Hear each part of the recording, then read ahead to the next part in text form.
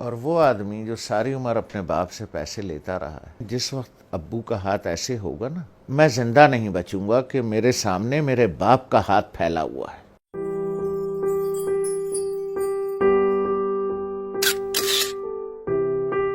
ایک دن میں بیٹھا ہوا تھا، اسلام آباد سے گیا تھا کراچی، نوکری میں تھا، تو ہم امی کے کمرے میں بیٹھے تھے، وہ اپنے سامنے بیٹھی ہوئی تھیں، تو میری ایک ہی بہن پاکستان میں ہے، اس کے تینوں بچے بھی آئے ہوئے تھے، وہ بھی آئی ہوئی تھی، تو ادھر صوفہ رکھا تھا تو اس پہ میں بیٹھا تھا، 2 لوگوں کا صوفہ تھا ہے وہ، تو والد صاحب برابر میں بیٹھے تھے، تو سب لوگ باتیں کر رہے تھے، تو میں نے کچھ 2-4 پیسے نکال کر کے والد صاحب کو ویسے ہی پیش کر دیے۔ تو میں نے عین اس موقع پر یہ کیا کہ جب میں سمجھا کہ کوئی نہیں دیکھ رہا ہے، ٹھیک ہے، سب اپنے اپنے گپ میں لگے ہوئے ہیں، کوئی نہیں دیکھ رہا ہے، تو میں نے اس موقع سے فائدہ اٹھا کے جلدی سے چھپا کے ابو کو، مجھے نہیں پتا تھا کہ امی دیکھ رہی، تو انہوں نے بڑے زور سے کہا دوبارہ دو، جیسے وہ ذرا سختی سے بات کرتی ہیں، تو مجھے یہ تو پتا چل گیا کہ انہوں نے دیکھ لیا، تو میں سوچ رہا ہوں کہ یہ کیوں کہہ رہی ہیں دوبارہ دو۔ ان کا نواسا ساتھ بیٹھا تھا، حمزہ، جو ماشاءاللہ 6.25 فٹ کا ہے، اس وقت 6.25 فٹ کا تھا، تو مجھے تو انہوں نے بہت سختی سے کہا دوبارہ دو، اور اپنے نواسے سے کہا حمزہ دیکھو ماموں نانا کو کیسے پیسے دے رہے ہیں۔ تو میں نے جیب سے جو بھی پیسے نکالے یہاں رکھ کے والد صاحب کو ایسے یوں کر کے چھپا کے پیش کر دیے، تو ابو نے اٹھا لیے۔ تو دوبارہ جب امی نے کہا کہ دوبارہ دو، حمزہ دیکھو ماموں کیسے پیسے دے رہے ہیں نانا کو، تو میں نے دوبارہ دے دیے، تو والدہ نے کہا کہ اب اسے بتاؤ کہ تم نے ایسے کیوں دیے۔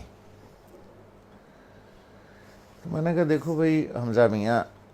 یہ میرے والد صاحب ہیں، میں ساری عمر ان کے ہاتھ سے پیسے لیتا رہا ہوں، اب میں نے یوں نکال کے پیسے دوں گا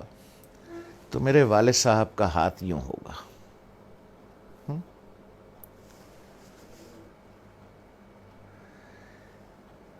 اور وہ آدمی جو ساری عمر اپنے باپ سے پیسے لیتا رہا ہے،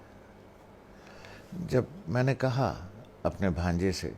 میں نے کہا حمزہ میاں جس وقت ابو کا ہاتھ ایسے ہوگا نا تو میں تو مر جاؤں گا، مجھے ہارٹ اٹیک ہو جائے گا، میں زندہ نہیں بچوں گا کہ میرے سامنے میرے باپ کا ہاتھ پھیلا ہوا ہے، اس لیے بیٹا میں ایسے دیتا ہوں یہاں رکھ کے کہ والد صاحب یہاں سے اٹھا لیں، انہیں میرے سامنے ہاتھ نہ پھیلانا پڑے، جس طرح سے پرانے وقتوں میں بادشاہوں کو نظر اور نیاز دی جاتی تھی نا یوں کر کے، اور بادشاہ اگر قبول کر لے اٹھا لے تو وہ نیاز قبول ہو جاتی تھی، جیسے آج بھی مزاروں پر ادھر ادھر پیروں کو ایسے کر کے نظر دی جاتی ہے، پیر صاحب ہاتھ لگا دیتے ہیں یا کبھی کبھی اٹھا بھی لیتے ہیں، تو سمجھیے وہ نظر اور وہ نیاز قبول ہو گئی۔ تو میں نے کہا بچے جس وقت میں یوں کر کے دوں گا اور ابو کا ہاتھ ایسے اٹھے گا میں تو مر جاؤں گا بیٹا، کہ میرے باپ کا ہاتھ میرے سامنے پھیلا ہوا ہے، تو اس لیے میں ایسے کر کے نظر پیش کرتا ہوں چھپا کے کہ کوئی دیکھ نہ لے ہیں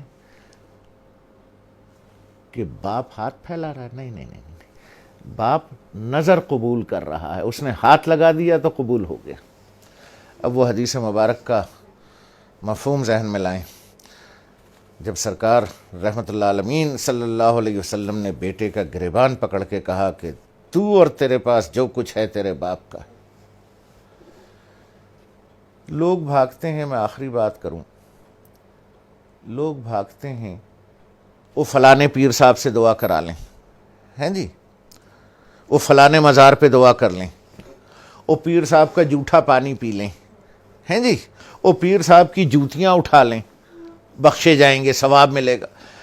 ارے یار 2 عدد پیر تمہارے گھر میں بیٹھے ہیں،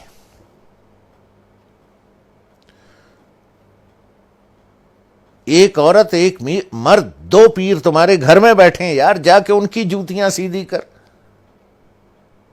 ان کا جھوٹا پانی پی، ان کے پیر دبا، پیر صاحب کے بجائے باپ کو نظر اور نیاز پیش کر، جا کے ابا کے جوتے پالش کر،